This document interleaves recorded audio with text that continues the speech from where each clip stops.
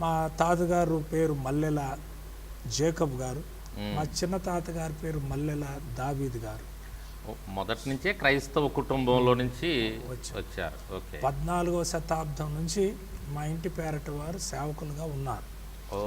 ఇప్పటికీ ఈ భూమి మీద కనీసం 10,000 మంది పైనే మా ఇంటి పేరటి వారు యాజకులుగా ఉన్నారు. దేవునికి స్తోత్రం.